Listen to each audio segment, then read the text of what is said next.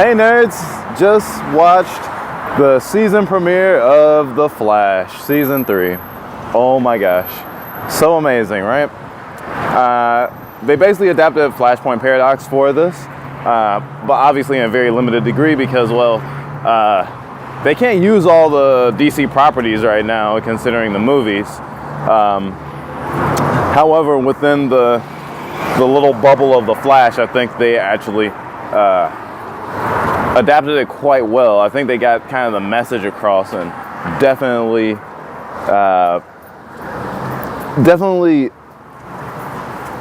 showed what Flashpoint was about at its center. And the whole rivalry between the Flash and Reverse Flash is even more concrete in this episode, I feel like. The Reverse Flash is one of the Flash's ultimate villains, and yet we haven't seen a lot of him up until this point. And to actually have the situation reversed from last season with Zoom and having someone in a cage, I think it really worked well with this whole thing of like Barry doing something that was emotionally fulfilling for him, but was really a bad thing and made him closer to a bad guy. I don't think that murder is a good guy thing, but I do think that it was very divisive in how they used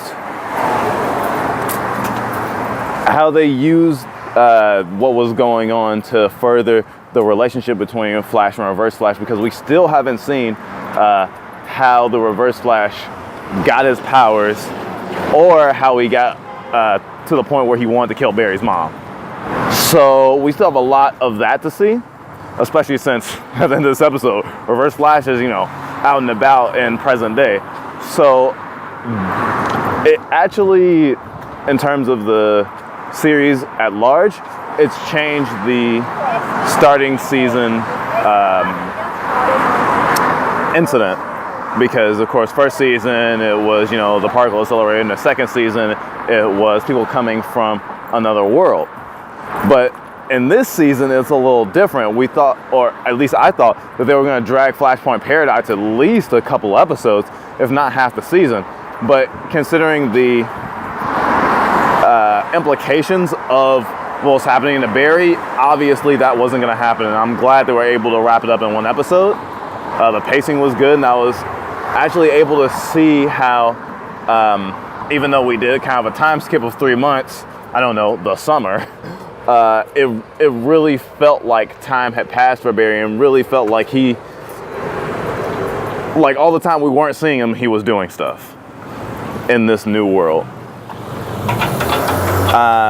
I love that this show shows different performances of actors given the circumstances around characters having different personalities and stuff like that.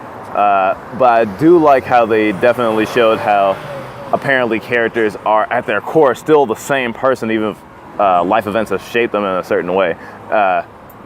Nature versus nurture, I guess. And I think this is really exemplified in Cisco and him still helping them, even though he was adamantly against it for lots of reasons that made perfect sense. Even though, as a billionaire, he seemed a little egotistical, but not so egotistical that he wasn't useful, and he definitely seemed more like a jerk, but they definitely played up the comedy bit, and he even made hints to last season, I guess, in terms of like, oh, this guy's like a weather wizard. I thought it was very cute, actually. Furthering that dark Barry plot and him all kidnapping everybody to get them to join the team, I thought that was really nice, and I think kind of an acknowledgement of him doing stuff that he thinks is right, despite it being wrong in every other way without context. And I think that there's a thin line between being a good guy and being a bad guy, and that the show is really showing that. And I think that's going to be the main thing for the season, especially since the rival was a new character for us.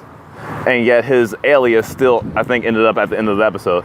I don't know much about or anything about what the end of the episode teaser was pertaining to, unfortunately, but I'm pretty sure that was the guy who was the rival in the alternate timeline. So he will probably become a bad guy in his own right. Maybe not a speedster, but maybe something else. And I don't want to automatically say that it was the Reverse Flash that was doing that to his mirror. That could be a completely independent thing that Barry has wrought because of his changes to the timeline. Given that the change to the timeline thing, the whole Iris not talking to him is a very interesting thing. I actually was really hoping and really was almost devastated because before they said, oh, they don't talk, I assumed that she was just dead. That would have been interesting if he was like too slow in a particular moment, or in the last battle she died. That would have been interesting. But I do feel a little bit annoyed how they keep pulling us along on this Barry Iris thing, because they're like, it's fate. And all the different realities, you know, they still have this connection. And now they put this other obstacle in the way. Although we don't know their relationship right now. But he's gonna be working to be like, hey, wait, no, things are fixed. You should love your dad. And really backtrack some of the character development, I think. But I hope it works out, because they really didn't do Iris very good writing wise in season 1, considering how long it took her to find out the Flash's secret, even though everyone else knew. Regardless of all that, it was a great episode.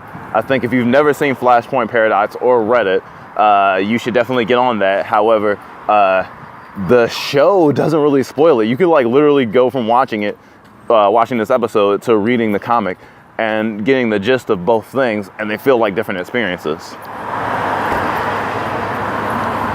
I think that's it, guys. This has been a pretty long video. I hope you guys like the season premiere of The Flash. I can't wait for Arrow as well. Bye, nerds!